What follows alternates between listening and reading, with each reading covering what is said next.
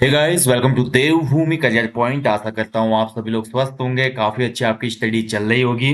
तो देखिए दोस्तों, सामान्य हिंदी रिवीजन महाकुंभ का आज भाग 12 है और आज भाग 12 में देखेंगे शब्द भेद। देखिए, इस रिवीजन क्लासेस में दोस्तों मैं आपको कवि परिचय, पद्य खंड, गद्य खंड करा चुका हूँ। इसके अलावा संज्ञा, सर्वनाम, वर्णमाला, उसके अलावा विशेषण, कारक, लिंग, वचन, काल, ठीक है, वाक्य भेद, और आज हम देखेंगे शब्द भेद। तो इतने टॉपिक मैं आपको करवा चुका हूँ। बस एक दो टॉपिक और मैं दूंगा इसमें, जैसे अलंकार। और अलंकार में भी दोस्तों ज्यादा ज्यादा क्वेश्चन बनते हैं, पर शब्द अलंकार और अर्थालंकार के कुछ मेन मेन अलंकार हैं, उन्हीं को डिस्कस करेंगे। ठीक है, तो यहीं पे रिवीजन क्लासेस खत्म होती हैं। आज 20 जून है दोस्तों, और अब आपके पास मात्र 19 दिन का समय रह गया आगामी एग्जाम में। और मैं आपसे बोलूंगा दोस्तों, इन 19 दिनों में से 2 हफ्ते और मेहनत कीजिए आप लोग, 14 डेज, यानी कि आपके पास 14 दिन और है, जिसमें आप खूब मेहनत करें और खूब रिवीजन करें, खूब प्रैक्टिस सेट लगाएं, मॉक टेस्ट लगाएं, पीवाईक्यू लगाएं। बट उसके बाद 3-4 दिन अपने माइंड को दोस्तों रिलैक्स भी करें। 9 जुलाई को ही एग्जाम होना लगभग लगभग तय है। तो इसको देखते हुए दोस्तों आप 5 जुलाई तक दोस्तों अपने आप को इन्वॉल्व रखें, लेकिन 6 जुलाई के बाद खुद को दोस्तों इस पढ़ाई से और इस माहौल से थोड़ा दूर करें। अपने दिमाग को थोड़ा रिलैक्स करें दोस्तों। देखिए, आपने इतने लंबे समय से मेहनत की है, प्रैक्टिस सेट लगाए हैं, मॉक टेस्ट लगाए हैं, अपने नोट्स बनाए हैं, बार बार रिवीजन किया है, तो इसका निश्चित बेनिफिट आपको मिलेगा दोस्तों। और देखिए, कभी कभी क्या होता है ना कि कम समय में भी सक्सेस मिल जाती है, और कभी कभी अधिक समय देने के बावजूद केवल फेलियर मिलता है।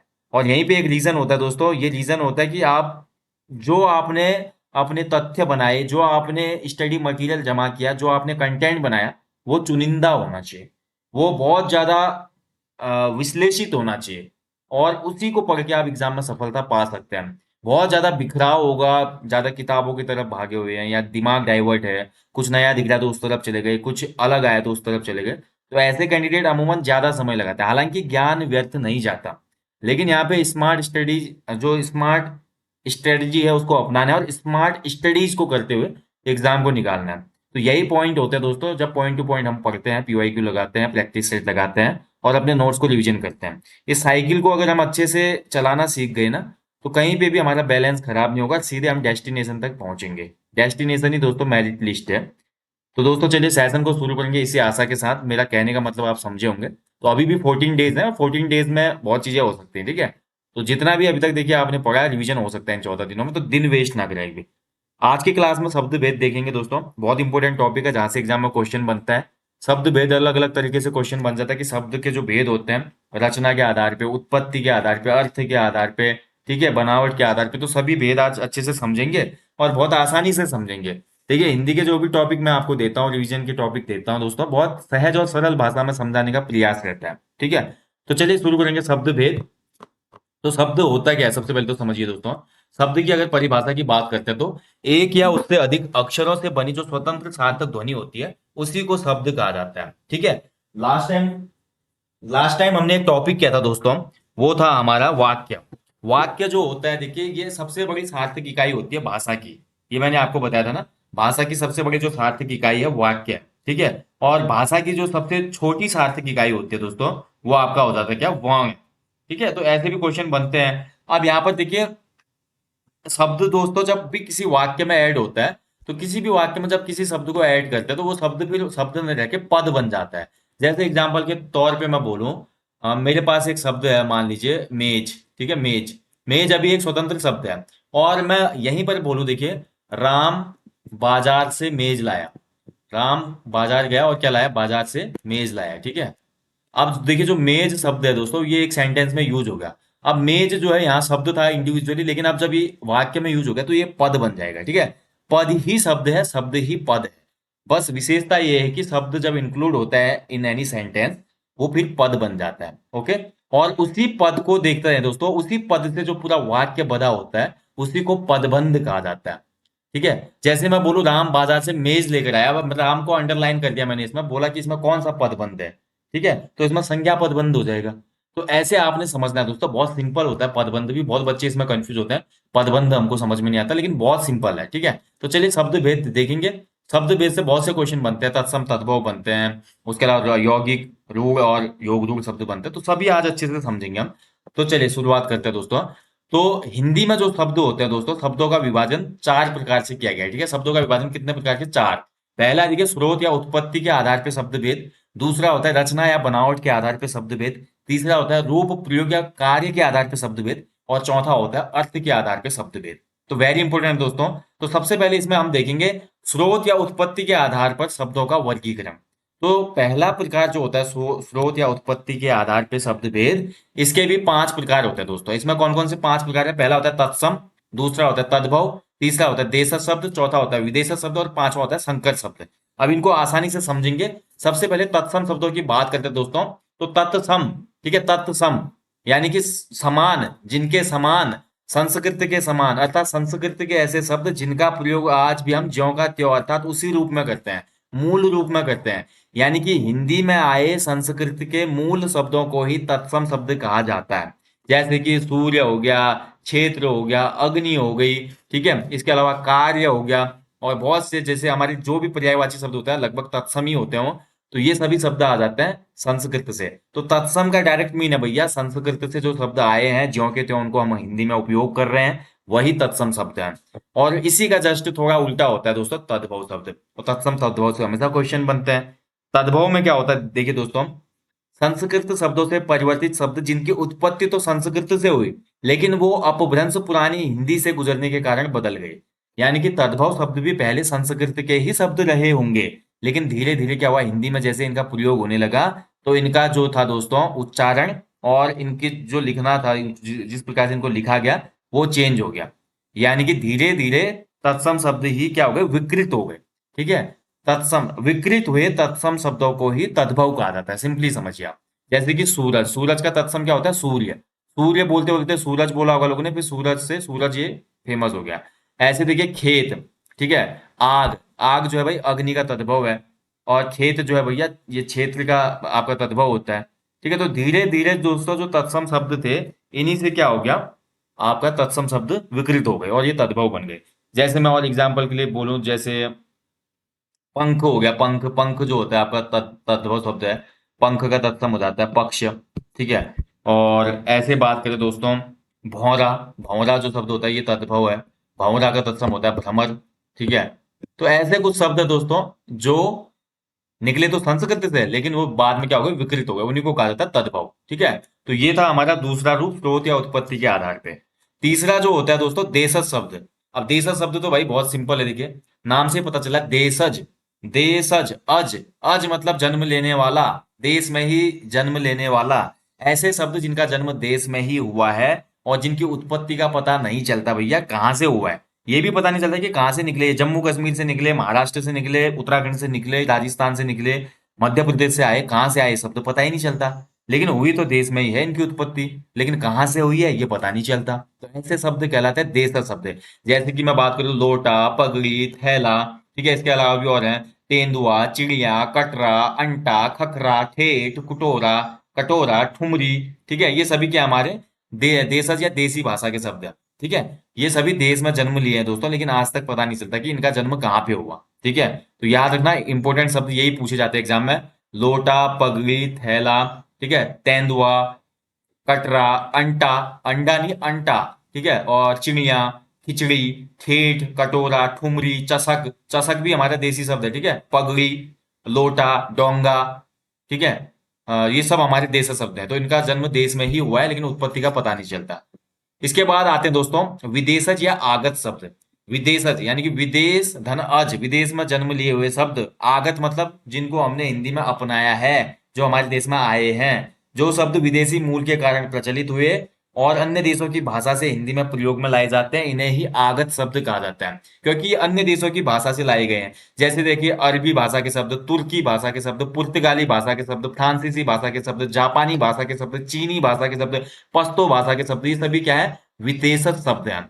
तो एग्जाम्पल के तौर पे जैसे मैं बोलूं अरबी भाषा के शब्द, जैसे अल्लाह हो गया, मुहावरा हो गया, अदालत हो गया, आदमी हो गया, औरत हो गया, ये सभी अरबी भाषा के शब्द हैं। तुर्की भाषा के शब्द की बात करूं तो उर्दू, कैंची, ठीक है, बारूद, कुर्ता, ये सभी हमारी तुर्की भाषा के शब्द हैं। पुर्तगाली भाषा के शब्द पूछ लेता है तो पुर्तगाली में अलमारी, अनानास, पपीता, बाल्टी, नीलाम, ये सभी हमारे क्या है, पुर्तगाली भाषा के शब्द हैं। ऐसे फ्रांसीसी भाषा के शब्द पूछ लेता है तो फ्रांसीसी भाषा में आता है कारतूस, अंग्रेज, ऑमलेट और रिपोर्टार्च शब्द। रिपोर्टार्च कई बार पूछ चुका है। जापानी भाषा का शब्द है रिक्शा, ठीक है, और रिक्शा के अलावा भी दोस्तों सायोनारा, ये सभी जापानी भाषा के शब्द हैं। चीनी भाषा के शब्द जो चाय है वो चीनी भाषा का शब्द है। और इसके अलावा दोस्तों कुछ और एक दो शब्द अंग्रेजी भाषा के शब्द भी बन जाते हैं, वो तो सिंपली समझ आ ही जाता है, ठीक है। तो ये कुछ हमारे विदेशज भाषाओं के शब्द हैं जो कि हिंदी में उपयोग होता है, खासकर अरबी, तुर्की, पुर्तगाली, फारसी भाषा के शब्द भी प्रयोग होते हैं अभी, ठीक है। तो फारसी भाषा मैं बताना भूल गया इसमें, तो फारसी भाषा के शब्द भी प्रयोग होते हैं, तो आपको अच्छे से आना चाहिए। तुर्की भाषा के शब्दों में खासकर जो हमारा बनता है, जैसे उर्दू हो गया, कैंची हो गया, कैंची कई बार पूछता है, कुली हो गया, ठीक है, ये सभी तुर्की भाषा के शब्द होते हैं। और इसके अलावा देखिए, अरबी भाषा से ज्यादातर बनता है अदालत, आदमी और मुहावरा, बार बार ये एग्जाम में पूछा जाता है, ठीक है। तो ये थोड़ा आप लोग देखेंगे तो अच्छे से समझ में आएगा, और बाकी सिंपली होता है, ज्यादा कठिन नहीं है, और बहुत से शब्दों को याद करने की आवश्यकता नहीं है इसमें, क्योंकि इसमें इतने ज्यादा शब्द भंडार हैं कि भैया इसमें कंप्यूटर भी याद नहीं कर पाएगा, इंसान तो इंसान ही है, ठीक है। तो कुछ मेन मेन शब्द याद करने हैं, तुर्की भाषा के भी, अरबी के भी, पुर्तगाली के, फारसी के, जापानी के, फ्रांसीसी के, ठीक है। तो कुछ कुछ शब्द याद करो, ज्यादा नहीं। तो हो गया चौथा प्रकार। पांचवा जो प्रकार था, संकर शब्द। अब संकर शब्द भी आपको आना चाहिए दोस्तों। संकर शब्द क्या होता है? तो संकर शब्द जैसा नाम से पता चला, हाइब्रिड वर्ड। संकर को इंग्लिश में बोलता है हाइब्रिड।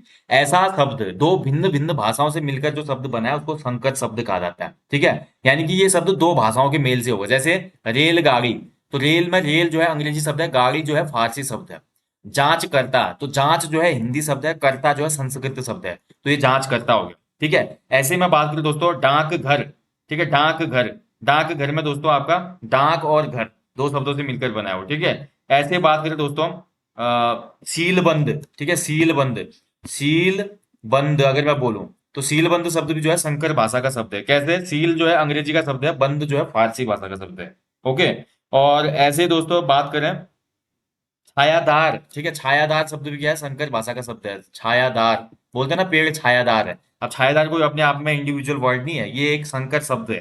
छाया जो शब्द होता है दोस्तों आपका, ये संस्कृत का शब्द है छाया, और दार जो शब्द है फारसी का शब्द है, ठीक है। ऐसे चुगलखोर, ठीक है, चुगलखोर भी हो गया हमारे, क्या हो जाता है दोस्तों, एक संकर शब्द हो जाता है, ठीक है। चुगल धन खोर अलग अलग है, ठीक है। तो संकर शब्द आपने सिंपली समझना है, ऐसे शब्द जो दो विभिन्न भाषाओं से आए और मेल से बन गए संकर शब्द, ठीक है। तो ये होता है संकर शब्द। तो ये पहला प्रकार यहाँ पे कंप्लीट हो गया दोस्तों। यहाँ पर हमने देख लिया कि जो हमारे स्रोत या उत्पत्ति के आधार पे शब्द भेद होते हैं वो पांच प्रकार के होते हैं, और पांच प्रकार के कौन कौन से होते हैं वो अच्छे से हम समझ गए, ठीक है। अब आगे बढ़ेंगे, अगला जो प्रकार है वो देखेंगे। अगला प्रकार है रचना या बनावट के आधार पर शब्द भेद, ठीक है। ये भी इंपॉर्टेंट है दोस्तों, रचना या बनावट के आधार पर शब्द भेद। अब देखिए, रचना या बनावट के आधार पर शब्दों के जो भेद होते हैं, तीन प्रकार के होते हैं दोस्तों। तीन प्रकार के कौन कौन से होते हैं? पहला होता है रूढ़ शब्द, दूसरा होता है यौगिक शब्द, और तीसरा होता है योग रूढ़ शब्द। अब जो रूढ़ शब्द होता है, नाम से पता चला, रूढ़ बिल्कुल रूढ़ होता है, जो टूटेगा नहीं। रूढ़ का मतलब भैया जो बिल्कुल नहीं टूटेगा, ठीक है।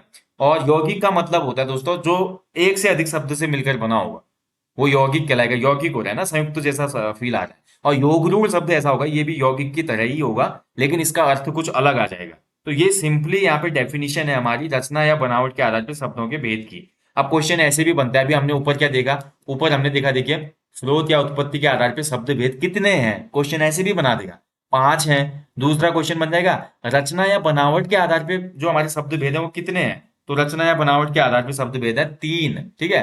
तो रूढ़ शब्द देख लेते हैं सबसे पहले। तो रूढ़ शब्द में दोस्तों ऐसे शब्द होते हैं जिनका सार्थक खंडन नहीं किया जाता, यानी कि अगर हम इस शब्द को तोड़ेंगे ना तो इसका कोई भी सार्थक अर्थ नहीं निकलेगा। तो ये होता है रूढ़ शब्द। जैसे कि चावल, चावल को अगर मैं तोड़ दूं, देखिए, चा और वल, मुंह, मुंह और ह को अगर मैं तोड़ दूं, कोई अलग अर्थ आता है? नहीं आता है। कुर्सी को तोड़ सकते हैं? नहीं तोड़ सकते हैं। वैसे तोड़ सकते हैं कुर्सी को, लेकिन शब्द को तोड़ सकते हैं? नहीं।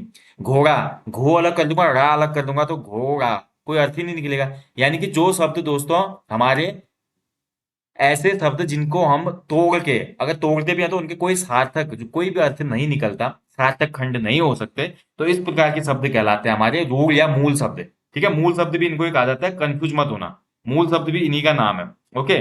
चलिए आगे बढ़ेंगे। अगला जो प्रकार है यौगिक। तो यौगिक शब्द दो या उससे अधिक शब्दों से मिलकर बने होते हैं, जैसे कि हिमालय, प्रधानमंत्री, विज्ञान, पुस्तकालय और विद्यालय, ठीक है। यानी कि यौगिक शब्दों में आपका दो शब्दों के मेल से बने होंगे, जैसे हिमालय, हिम धन आलय, हिम मतलब बर्फ, आलय मतलब घर, बर्फ का घर, विद्या धन आलय, विद्या शिक्षा, और आलय मतलब घर, शिक्षा का घर, जो स्कूल होता है हमारा। तो यौगिक शब्द को आपने ऐसे पहचानना है, अगर यौगिक शब्द को हम तोड़ते हैं तो दोनों शब्दों के सार्थक खंड अर्थ निकलेंगे, जैसे हिम का भी निकल रहा है, आलय का भी। तो इस प्रकार का जो भेद होता है, शब्द भेद, ये कहलाता है आपका यौगिक शब्द। तीसरा जो प्रकार होता है वो होता है योग रूढ़ शब्द। तो योग रूढ़ शब्द में दोस्तों ये दो शब्दों से मिलकर तो बनते हैं, किंतु इनका एक निश्चित अर्थ हेतु प्रयोग हो जाता है। यानी कि योग रूढ़ जो शब्द होते हैं दोस्तों, ध्यान रखेंगे, जो बहुब्रीहि समास होता है हिंदी में, हालांकि हमारी यूके ट्रिपल एससी के सिलेबस में नहीं है समास, लेकिन बहुब्रीहि समास के सभी उदाहरण योग रूढ़ शब्द होते हैं। ठीक है, ये ध्यान रखना हमेशा। बहुब्रीहि समास के सभी उदाहरण क्या होते हैं? योग रूढ़ शब्द होते हैं। और यौगिक शब्दों की जो रचना होती है तीन प्रकार से होती है, ये भी याद रखना। जो यौगिक शब्द बीच में दिया क्वेश्चन बन जाएगा। यौगिक शब्द की रचना तीन प्रकार से होती है, उपसर्ग से, प्रत्यय से और समास से। अब उपसर्ग प्रत्यय जो होते हैं दोस्तों वो बहुत अलग टॉपिक है। उपसर्ग शब्दों के प्रारंभ में जुड़ते हैं और शब्द का अर्थ बदल देते हैं। ठीक है, और ऐसे प्रत्यय जो होते हैं वो शब्द के अंत में जुड़ते हैं और उसका अर्थ बदल देते हैं, वो कहलाता है प्रत्यय। समास जो होता है दोस्तों, समास जो होता है दोस्तों ये शब्द भेद होता है। समास हमारे सिलेबस में है नहीं तो ज्यादा डिस्कस नहीं करेंगे इसको। तो योग रूढ़ शब्द के जितने भी एग्जाम्पल होंगे वो बहुब्रीहि समास के ही उदाहरण होते हैं। जैसे चार पाई, ठीक है, चार है पाई जिसके, तो चार पाई। पीताम्बर, पीताम्बर मतलब पीला है अंबर जिसका, अगर इसको हम तोड़ें तो पीला है अंबर जिसका, लेकिन पीला अंबर किसका होता है? भगवान कृष्ण का। यानी कि तीसरा ही अर्थ निकल जाता है शब्द का। गजानंद, ठीक है, गज धन आनंद, गजानंद। ठीक है, तो गजानन या गजानंद किसको कहा जाता है? गणेश जी को कहा जाता है। गज की तरह आनंद है जिसका सिर है, गज की तरह सिर है, तो आनंद मतलब भगवान श्री गणेश। ठीक है, तो तीसरा अर्थ निकल रहा है। ऐसे दशानंद, दशानंद भी योग रूढ़ शब्द है। दस है आनंद जिसके, ठीक है, यानी कि 10 सिर किसके थे? रावण के थे। तो ऐसे शब्द दोस्तों जिनका, अगर हम ऐसे दो शब्दों से मिलकर बने ऐसे शब्द जिनको अगर हम तोड़ते हैं या अर्थ निकालते हैं तो उनका एक तीसरा ही अर्थ निकलता है, तो वो कहलाते हैं हमारे योग रूढ़ शब्द। ठीक है, तो ये हो गया हमारा सेकंड टाइप क्लियर, रचना या बनावट के आधार पर शब्दों के तीन भेद। इसके बाद अब आगे बढ़ते हैं दोस्तों। अगला जो प्रकार है वो है रूप, प्रकार या प्रयोग के आधार पे। तो रूप, प्रकार या प्रयोग के आधार पे शब्दों के दो भेद होते हैं, ये इंपॉर्टेंट है दोस्तों। कौन कौन से दो भेद होते हैं? तो एक होता है विकारी शब्द और दूसरा होता है आपका अविकारी शब्द। तो रूप, प्रकार या प्रयोग के आधार पर शब्दों के दो भेद, स्रोत या उत्पत्ति के आधार पर शब्दों के पांच भेद, रचना या बनावट के आधार पर शब्दों के तीन भेद। ठीक है, तो ये आपको याद रखना है, यहाँ पे दो भेद। विकारी शब्द ऐसे शब्द होते हैं दोस्तों जिनमें लिंग, वचन और कारक के आधार पे मूल शब्द का रूपांतरण हो जाता है, यानी कि बदल जाता है वो। ऐसे शब्द विकारी शब्द कहलाते हैं। संज्ञा, सर्वनाम, विशेषण, क्रिया, ये सभी विकारी शब्द होते हैं। ठीक है, जैसे बात करें दोस्तों, कोई भी शब्द ले लो आप, संज्ञा का शब्द ले लो, सर्वनाम का शब्द ले लो, विशेषण ले लो। ठीक है, तो जैसे हमारा जो लिंग, वचन और कारक है इसके आधार पे ही ये शब्द बदल जाएंगे। ठीक है, जैसे मैं बोलूं राम सुंदर है और वैसे मैं बोलूं सीता सुंदर है, तो लिंग के आधार पे देखिए जो सुंदर है विशेषण है, लेकिन शब्द बदल गया ना। अगर मैंने बोला राम सुंदर है तो वहां पे पुल्लिंग का बोध हो रहा था, लेकिन वहीं पे हमारा क्या हुआ, लिंग के आधार पे सीता सुंदर है, तो वहां पर भी क्या हुआ, शब्द मतलब रूपांतरित हो गया स्त्रीलिंग में भी। ठीक है, और ऐसे अगर वचन की बात करें तो बहुवचन और एक वचन, कारक के आधार पे भी दोस्तों हमारा क्या होता है, विकारी शब्दों में भेद हम प्राप्त कर सकते हैं। तो संज्ञा, सर्वनाम, विशेषण, क्रिया के जो शब्द होते हैं ये विकारी होते हैं, यानी कि इन पे बदलाव संभव है, ये चेंज हो जाते हैं सेंटेंस के हिसाब से। बट अविकारी जो शब्द होता है दूसरा टाइप, अविकारी शब्द जो होता है मूल रूप में प्रयोग होते हैं और इसमें कभी भी लिंग, वचन, कारक के आधार पर कोई भी परिवर्तन नहीं हो सकता। ठीक है, अब मैं जैसे क्रिया के बाद बात करूं, जैसे मैं बोलूं राम आम खाता है, राम जो है आम खाता है, विकारी की मैं बात कर रहा हूं, राम आम खाता है। वहीं मैं बोलूं सीता आम खाती है, वहां खाता है था, यहाँ खाती है था, तो क्रिया क्या हो गई, विकारी हो गई, विकृत हो गई, रूपांतरण हो गया ना लिंग के आधार पे। तो ऐसे ये जो रूपांतरण है ये अविकारी शब्दों में नहीं मिलता। ये शब्द जैसे होंगे ज्यों के त्यों प्रयोग होंगे हमेशा। तो मूल रूप में प्रयोग होने वाले शब्द जिनमें लिंग, वचन, कारक के आधार पर कोई भी परिवर्तन नहीं होता वो कहलाते हैं अविकारी शब्द। ठीक है, और सभी प्रकार के जो अव्यय होते हैं दोस्तों ये अविकारी शब्दों के अंतर्गत आते हैं। अब इसके लिए जो अव्यय जो टॉपिक है दोस्तों वो इंपॉर्टेंट हो जाता है। तो अव्यय में हम क्रिया, विशेषण पढ़ते हैं और उसके अलावा अव्यय के जो भी चार भेद है दोस्तों वो हमारे किस में आ जाते हैं, अविकारी में आ जाते हैं। जैसे कि क्रिया विशेषण, दूसरा होता है संबंध बोधक अव्यय। ठीक है, पहला क्रिया विशेषण अव्यय होता है, दूसरा संबंध बोधक अव्यय होता है, तीसरा आपका समुच्चय बोधक अव्यय होता है और चौथा विस्मयादि बोधक अव्यय होता है। यानी कि अव्यय के अंतर्गत जितने भी शब्द होते हैं, जैसे एग्जाम्पल के तौर पे मैं बोलूं आज, कल, ठीक है, उसके अलावा देखिए अधिक, थोड़ा थोड़ा, काफी। ठीक है, इसके अलावा मैं बात करूं और, तरफ, और जैसे विस्मयादि बोधक की मैं बात करूं हाय, वाह वाह, अरे, छी, ठीक है, ठीक। तो ऐसे शब्द दोस्तों, एवं, अथवा, ये शब्द कभी भी चेंज नहीं होते, ये जैसे के तैसे रहते हैं। तो अव्यय के जितने भी शब्द होते हैं वो अविकारी होते हैं, बस इतना याद रखना। अव्यय जो होता है हमेशा अविकारी होता है। ठीक है, उस पर कोई प्रभाव नहीं पड़ता। तो ये था भैया रूप, प्रकार या प्रयोग के आधार पर शब्दों के दो भेद। इसके बाद देखिए लास्ट भेद होता है दोस्तों शब्दों का। शब्द भेद चार प्रकार के थे, हम पढ़ चुके हैं, और उनके भेद के भी भेद हम पढ़ चुके हैं। तो लास्ट भेद था अर्थ के आधार पे। तो अर्थ के आधार पे भी शब्द भेद चार प्रकार के होते हैं, ठीक है। तो चार प्रकार के कौन से होते हैं ये देख लो। फिर से एक बार रिपीट कर देता हूँ, रिवीजन करवा देता हूँ आपका। सबसे पहले हमने क्या पढ़ा, स्रोत या उत्पत्ति के आधार पर शब्द भेद। स्रोत या उत्पत्ति के आधार पर शब्द भेद थे पांच।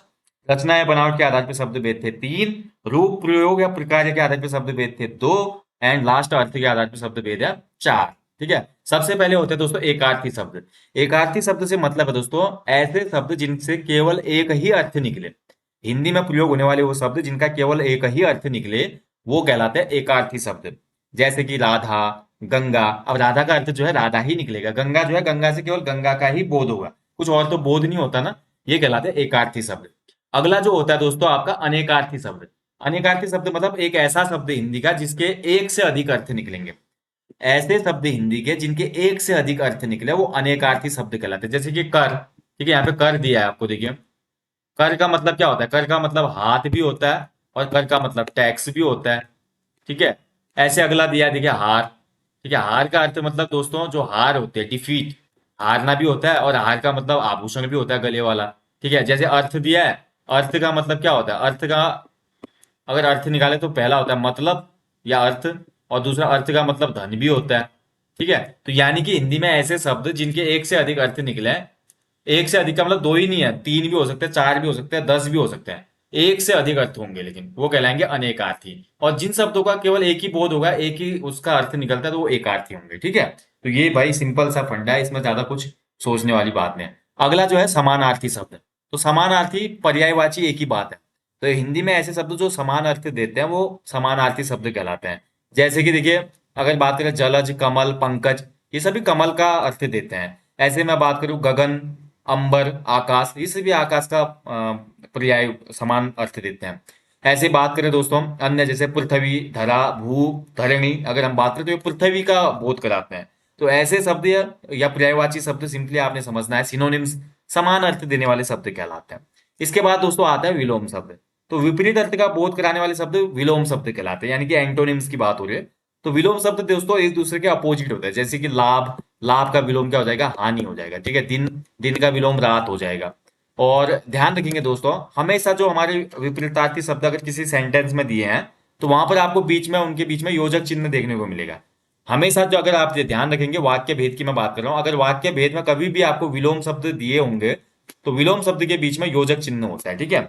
जैसे कि दिन रात, आगे पीछे, ठीक है, लाभ हानि, ऊपर नीचे, आप हमेशा देखो बीच में एक योजक चिन्ह होगा। ओके, तो दोस्तों ये था शब्द भेद। अच्छे से हम समझ गए शब्द भेद क्या है और कितने प्रकार होते हैं शब्द भेद के हिंदी में, ठीक है।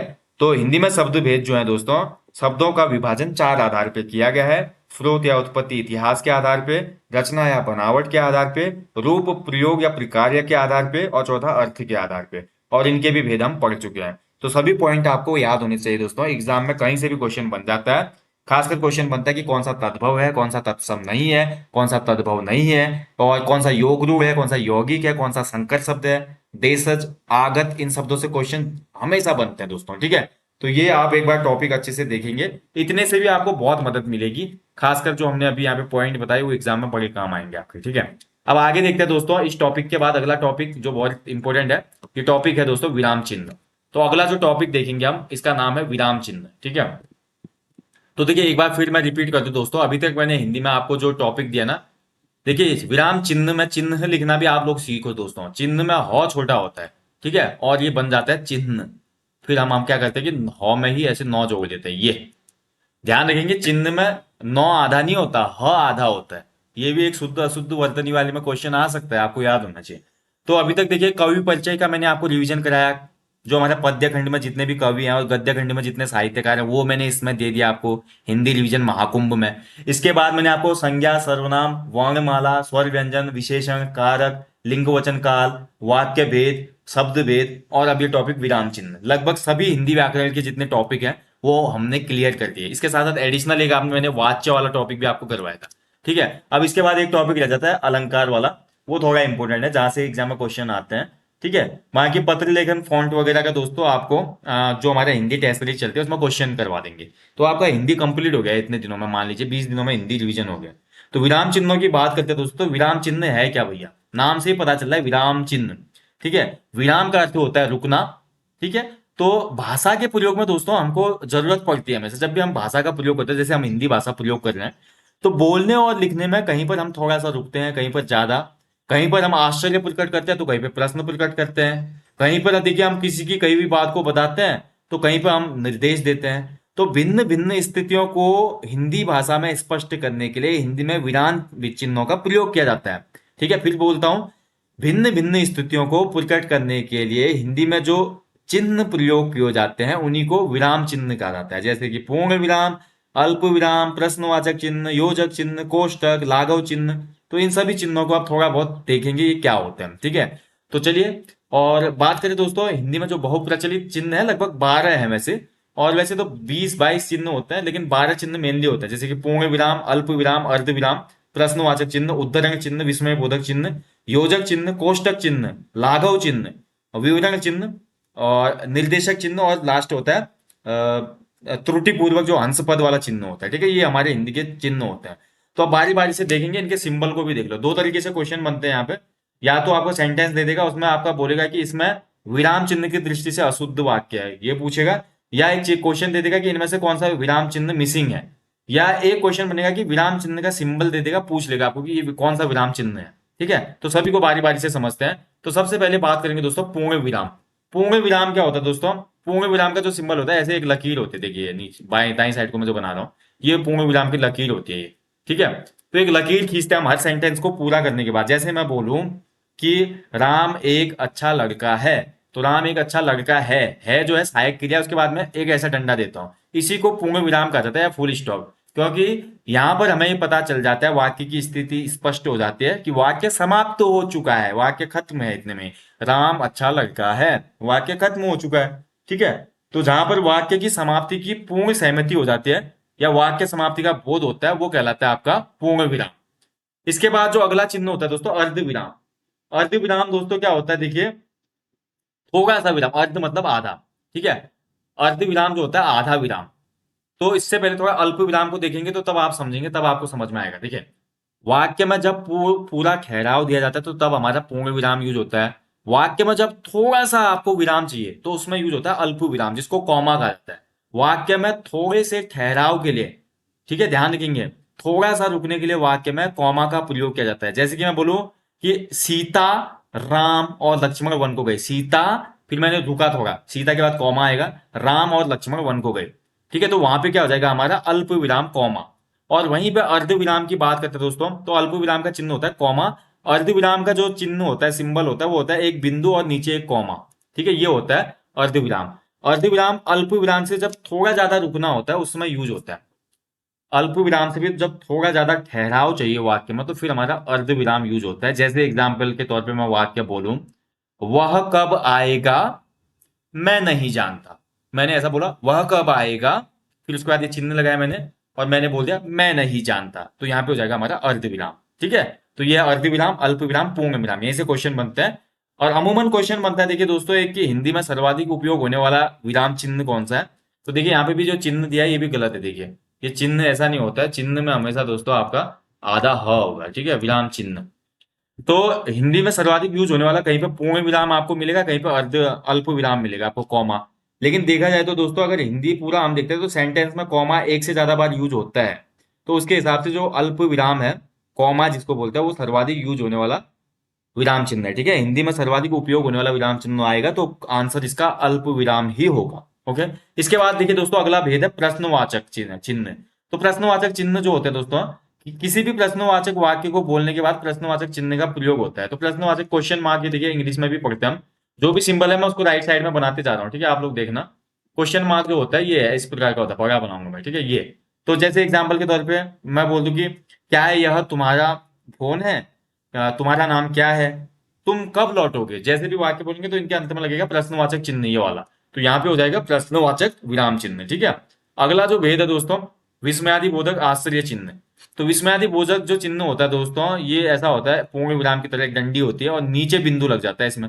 ठीक है। विस्मयादि बोधक जो भी शब्द होता है जैसे कि अरे, हे, छी छी, ठीक है, हाय, ठीक है, शाबाश, इनके आगे जो लगता है विस्मयादि बोधक आश्चर्य चिन्ह लगता है। यानी कि विस्मय, भय, शोक, घृणा, हर्ष आदि को प्रकट करने के लिए जो हमारा शब्द के आगे चिन्ह लगता है दोस्तों, और कभी कभी वाक्य के अंत में भी लगता है, इसको कहा जाता है विस्मयादि बोधक चिन्ह। जैसे अरे, यह तुमने क्या कर डाला। अगर मैं बोलूँ शाबाश, मुझे तुमसे यही उम्मीद थी, ठीक है। जैसे आप ग्रुप से निकाल के आएंगे और मेरे को मैसेज करेंगे तो मैं बोलूंगा वेल डन, शाबाश, मुझे तुमसे यही उम्मीद थी। तो शाबाश के बाद आएगा यही विस्मयादि बोधक आश्चर्य चिन्ह, ठीक है। तो ये हो गया हमारा विस्मयादि बोधक चिन्ह। इसके बाद बात करते हैं जो अगला चिन्ह होता है वो होता है उद्धरण चिन्ह। तो उद्धरण चिन्ह दो टाइप के होते हैं भाई। उद्धरण चिन्ह दो होते हैं, ठीक है। एक होता है हमारा दोस्तों इकहरा उद्धरण चिन्ह, इकहरा या इकहरे बोल सकते हैं। दूसरा होता है दोहरे उद्धरण चिन्ह, ठीक है। यानी कि सिंगल इन्वर्टेड कॉमा और दूसरा होता है डबल इन्वर्टेड कॉमा। तो देखिए अलग अलग चीज में यूज किया जाता है। अगर मैं बात करूं इकहरा जो हमारा उद्धरण चिन्ह है, तो मैं सिंपली बोलूं जैसे कि मैं बोल दूं कि जयशंकर प्रसाद एक छायावादी कवि थे, तो उसमें जयशंकर प्रसाद जी को मैं इन्वर्टेड कॉमा में डालूंगा सिंगल में, ठीक है। और वहीं पे मैं बोलूं देखिए दोहरा उद्धरण चिन्ह वहां पे यूज होता है दोस्तों जहां पर कथन को सेम टू सेम बोला जाए। जैसे कि माँ ने पूछा बेटा तुम कैसे हो, तो माँ ने पूछा, पूछा के बाद हमारा कॉमा आएगा, फिर आएगा डबल इन्वर्टेड कॉमा में बेटा तुम कैसे हो। ऐसे मैं सिंपली बोल दूं भाई कि एक स्टेटमेंट दे दूं, सुभाष चंद्र बोस ने कहा तुम मुझे खून दो मैं तुम्हें आजादी दूंगा, तो वहां पे डबल इन्वर्टेड कॉमा में आएगा वो वाक्य, क्योंकि उन्होंने वो वाक्य बोला उनको ज्यों का त्यों हम लिख रहे हैं। तो ज्यों का त्यों जहां पे वाक्य लिखेंगे तो वहां पे डबल इन्वर्टेड कॉमा यूज होगा, यानी कि दोहरा उद्धरण चिन्ह। और जहां पर हम सिंपली दोस्तों एक वर्ड पे ज्यादा जोर देंगे तो वहां पे आपका सिंगल उद्धरण चिन्ह होगा, एकल उद्धरण चिन्ह, ठीक है। ध्यान रखिए किसी का उपनाम वगैरह लिखने में इकहरा इकहरा जो हमारा उद्धरण चिन्ह है वो उपयोग होता है। जैसे मैं बोलूं कि गांधी जी ने अहिंसा का उपदेश दिया था, ठीक है, तो गांधी जी को मैं सिंगल इन्वर्टेड कॉमा में डालूंगा क्योंकि उपनाम बहुत फेमस है, ठीक है। तो दोहरे में ज्यों का त्यों होता है। अगला जो चिन्ह है दोस्तों विवरण चिन्ह। अब विवरण चिन्ह को भी देख लो, मैं दाएं साइड बनाते जा रहा हूँ स्क्रीन पे जो भी चिन्ह आ रहा है, ठीक है। तो विवरण चिन्ह, विवरण का मतलब आप किसी का ब्यौरा दे रहे हो, तो विवरण चिन्ह में दो बिंदु होते हैं देखिए ऐसे, और बीच में होता है डैश, ठीक है। विवरण चिन्ह ये है जिसमें दो बिंदु और उनके बीच में डैश होता है, ठीक है, इसी को कहा जाता है विवरण चिन्ह। देखिए इसका प्रयोग हिंदी में जो होता है ना विवरण देने के लिए दिया जाता है, किसी का भी विवरण देने के लिए। जैसे कि मैं बोल दूं कि हिंदी में वर्णमाला में ध्वनियां निम्नलिखित है, हिंदी वर्णमाला में ध्वनियां निम्नलिखित है, निम्नलिखित के आगे फिर मैं ये वाला चिन्ह बनाऊंगा क्योंकि मैं विवरण दे रहा हूँ ध्वनि चिन्हों का, ठीक है। और ऐसे मान लीजिए मैंने किसी दुकान में कोई ऑर्डर के लिए कुछ भेज दिया, अपना लेटर भेज दिया, तो वहां पे भी मैं लिखूंगा निम्न सामान तुरंत भिजवाएं, तो उसके बाद हमारा विवरण चिन्ह यूज होगा, सामान नीचे लिखा हुआ। तो देखिए विवरण देने के लिए जो चिन्ह यूज होता है विवरण चिन्ह कहलाता है। आप कभी कभी सिंबल पूछ लेता हूँ ये कौन सा चिन्ह है, तो चिन्ह भी आपको याद रखने पड़ेंगे, दो टाइप से विराम चिन्हों को याद रखना पड़ेगा आपको एग्जाम पॉइंट ऑफ व्यू से। अगला होता है देखिए अपूर्ण विराम। अपूर्ण विराम भी वाक्यों में यूज होता है दोस्तों, ठीक है। इनका जो सिंबल होता है दो बिंदु होता है, अल्प विराम पढ़ा हमने, अर्ध विराम पढ़ा, पूर्ण विराम पढ़ा। अपूर्ण विराम भी होता है कहीं कहीं पे, जब वाक्य को जब भाई अपूर्ण विराम का मतलब है कि वाक्य अभी भी चल रहा है, अल्प विराम अर्ध विराम से भी अधिक हम इसको रोक रहे हैं तो वहां पे अपूर्ण विराम होगा, ठीक है। तो खासकर संवादों में अपूर्ण विराम यूज होता है ज्यादातर। अगला देखिए योजक विराम, हाइफन जिसको बोलते हैं योजक चिन्ह। तो योजक चिन्ह क्या होता है देखिए, देखिए निर्देशक चिन्ह हमने ऊपर पढ़ा, अभी आएगा नहीं नीचे आएगा। देखिए निर्देशक चिन्ह और योजक चिन्ह में अंतर समझे दोस्तों। योजक चिन्ह जो होता है ना वो छोटा डैश होता है, और निर्देशक चिन्ह जो होता है दोस्तों ये बड़ा डैश होता है, ठीक है, पढ़ेंगे। योजक चिन्ह जो होता है दोस्तों, योजक चिन्ह हमेशा मैंने आपको बोला ऐसे शब्दों के बीच में आएगा जो अपोजिट होंगे, जैसे कि सुख दुख, माता पिता, ठीक है, जय पराजय, दिन रात, लाभ हानि। यानी कि किसी भी वाक्य में दोस्तों दो शब्दों को जोड़ने के लिए या दो खंडों को जोड़ने के लिए योजक चिन्ह प्रयोग होता है, ठीक है। और इसके अलावा दोस्तों कुछ कुछ ऐसे भी शब्द होते हैं जो कि समोच्चारित शब्द होते हैं, जैसे कि मैं बोलूँ दाल रोटी, तो दाल रोटी में भी दोस्तों आपका क्या होता है बीच में योजक चिन्ह लगाया जाता है, ठीक है। तो योजक चिन्ह ध्यान रखेंगे दोस्तों, खासकर अपोजिट जो हमारे युग्म होते हैं विलोम युग्मों में यूज होता है, ये ध्यान रखना। जबकि जो निर्देशक चिन्ह होता है दोस्तों, निर्देशक चिन्ह होता है किसी वाक्य वाक्यांश या पद की ओर कोई ध्यान दिलाना है या कोई विशेष अर्थ सूचित करना है, तो वहां पे हमारा निर्देशक चिन्ह डैश यूज होता है। निर्देशक चिन्ह हमेशा लंबा होता है योजक चिन्ह के मुकाबले, ठीक है। ध्यान रखना ये अंतर है निर्देशक और उसमें। अब निर्देशक चिन्ह का एग्जाम्पल दूं तो मैं बोलूंगा कि जैसे मैंने बोला कि वह बोला, ठीक है, जैसे मैंने बोला वह बोला, और फिर मैंने लगाया डैश, ठीक है, वह बोला फिर मैंने डैश लगाया, वह बोला आप कब आओगे, आप कब आओगे, वह बोला, उसके बाद डैश लगाया हमने, निर्देशक चिन्ह लगाया, फिर आप कब आओगे, ठीक है। खासकर जो हमारे किसी की उक्ति प्रकट करने के लिए, उक्ति मतलब कोई कुछ सेंटेंस बोल रहा है उसको प्रकट करने के लिए, या नाटक में किसी पात्र का कथन प्रकट करने के लिए ही ज्यादा क्या होता है, हमारा योजक जो निर्देशक चिन्ह है वो यूज होता है, ठीक है। जबकि योजक चिन्ह शब्दों के बीच में यूज होता है। बस ये अंतर है योजक और निर्देशक चिन्ह में, ये ध्यान से समझिएगा, ठीक है। दोनों क्लियर हो गए ना। अगला जो है कोष्टक। अब कोष्टक तो यार सिंपली समझ जाएंगे आप, कोष्टक मतलब ब्रैकेट्स। तो हिंदी में जो भी जहां पे भी आपको देखिए कोष्टक दिखेंगे, तो वहां पर क्या हो जाएगा, कोष्टक चिन्ह हो जाएगा। अब इसको पढ़ाने की आवश्यकता क्या है, कोष्टक मतलब वाक्य में अगर कोई ऐसी जानकारी हमने अलग से देनी है दोस्तों, तो उसके लिए कोष्टक का प्रयोग होता है, ठीक है। जैसे कि मैं बात करूं, मैंने यूएनओ लिख दिया, देखिए यूएनओ की स्थापना कब हुई थी, मैंने आपको एक क्वेश्चन पूछा यूएनओ की स्थापना कब हुई थी, लेकिन यूएनओ के आगे मैंने ब्रैकेट लगाया और अंदर लिख दिया संयुक्त राष्ट्र संघ, ठीक है, की स्थापना कब हुई थी। तो यानी कि कोष्टक मतलब वाक्य से संबंधित ऐसी जानकारी जिसको अलग से हम देना चाह रहे हो, तो उसको कोष्टक के अंदर लिखते हैं हम, ठीक है। तो ये हो गया हमारा कोष्टक चिन्ह, जो हमारे छोटा कोष्टक भी होता है, मझला कोष्टक भी होता है और बड़ा कोष्टक भी होता है, तीनों रूप में आपको देखने को मिलेगा, ठीक है। कोष्टक के भी प्रकार होते हैं ना, आप लोग समझिएगा, कोष्टक भी अलग अलग प्रकार के होते हैं दोस्तों। ये जो वाला होता है ये छोटा कोष्टक होता है, ये वाला जो होता है इसको मझला कोष्टक बोलते हैं, और ये जो होता है ये बड़ा कोष्टक कहलाता है, ठीक है। कोष्टक के भी अलग अलग प्रकार हैं, तो तीनों प्रकार आप समझ गए।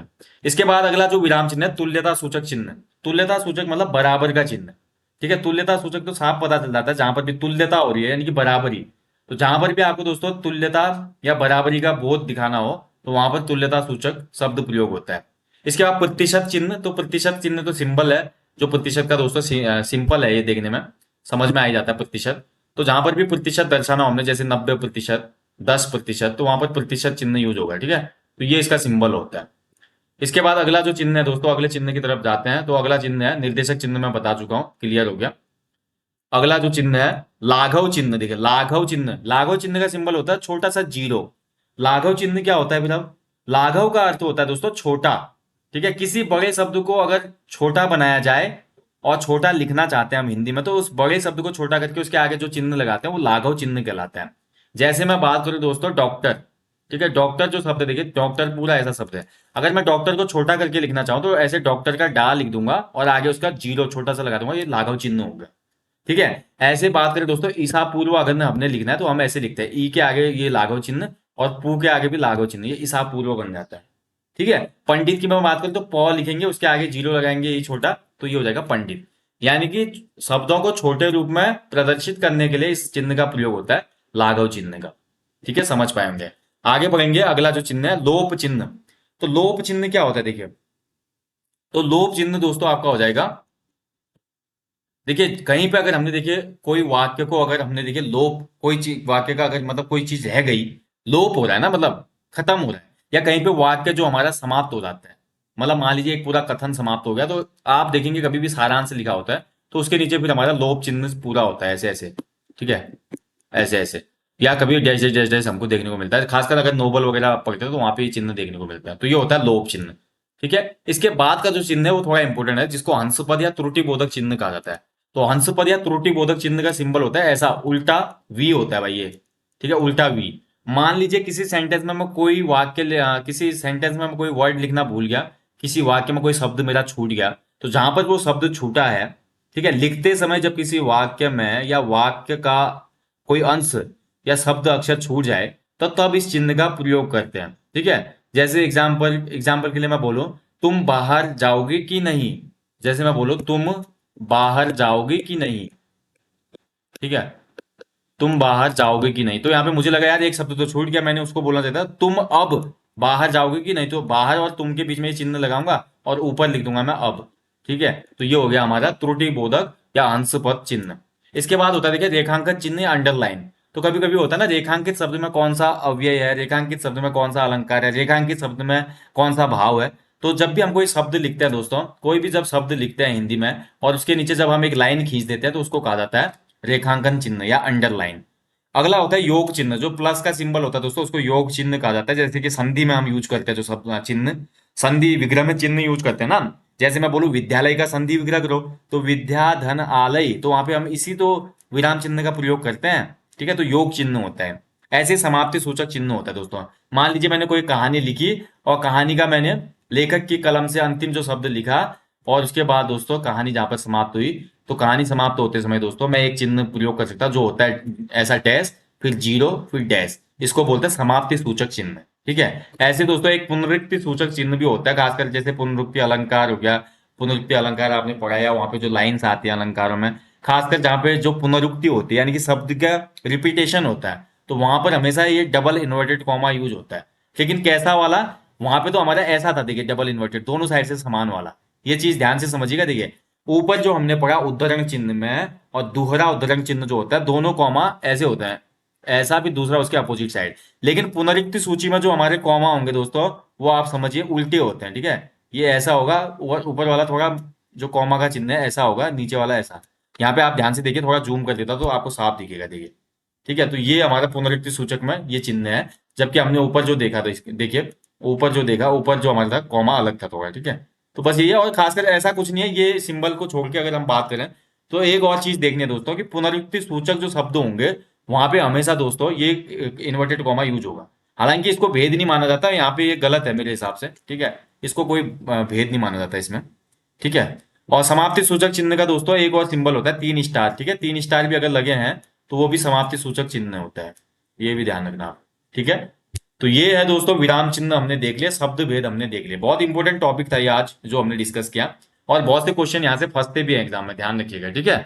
तो देखिए जो भी रिवीजन क्लासेस आ रही हैं, जब तक मैं बोल रहा हूँ दोस्तों आपको 5 जुलाई तक आपने पढ़ाई करनी है। अभी भी खूब प्रैक्टिस सेट लगाना है, मॉक टेस्ट लगाना है, जितना हो सके आपने किताबें देखनी है, रटना है, जो भी करना है, अपने नोट्स रिवीजन करने हैं, और mock test, full length practice set और पीवाईक्यू लगाना है। उसके बाद 5-6 तारीख के बाद रेस्ट ले लें दोस्तों, 2-3 दिन अपने दिमाग को शांत करें। और दिमाग को शांत करके सिर्फ ये सोचना है कि एग्जाम देने जाना है। कभी भी इस भाव से मत जाना कि एग्जाम में बहुत बड़ी चीजें होंगी या एग्जाम में मैं ऐसा कर दूंगा वैसा करूंगा। पूर्वानुमान और जो बोलते हैं ना, जो अधिक उम्मीद का भाव होता है, ये हमेशा कभी ना कभी क्या लाता है, निराशा लाता है। तो केवल एग्जाम इसलिए देने जाना है आपने कि क्योंकि मैंने इतना मेहनत की है और ये मेरा ट्रायल है और ये मेरा एक हिसाब से प्रैक्टिकल है, परीक्षण है, तो मुझे जाना है और एग्जाम देकर आना है। बस भाव इतने तक ही सीमित होना चाहिए। बहुत नर्वसनेस और बहुत एक्साइटमेंट होगी तो उसके भी रिजल्ट गलत होते हैं, ठीक है। तो 2-3 दिन रिलैक्स करना है आपने, तब तक आप लोग कंटिन्यू बने रहिए अभी, और लगातार रिवीजन करो। अभी तो बहुत दिन है, 15 दिन तो पूरे हैं अभी 5 जुलाई तक। 15 दिनों में बहुत चीजें हो सकती हैं, तो उस चीज का ध्यान रखें। बाकी मैं आपको मिलूंगा नेक्स्ट सेशन में। अभी तक भी जिन लोगों ने प्रैक्टिस सेट इनरोल नहीं किया है एप्लीकेशन पे जो चल रहे हैं, 25 फुल लेंथ प्रैक्टिस सेट और 90 मॉक टेस्ट हैं, तो वो लोग लगा ले भाई, ये प्रैक्टिस सेट बहुत इंपॉर्टेंट है आपके अपकमिंग एग्जाम के लिए। मैं आपको जल्दी मिलूंगा नेक्स्ट सेशन में, तब तक आप लोग अच्छे से अपनी स्टडी करें, अपना ध्यान रखें दोस्तों। जय हिंद, जय देवभूमि।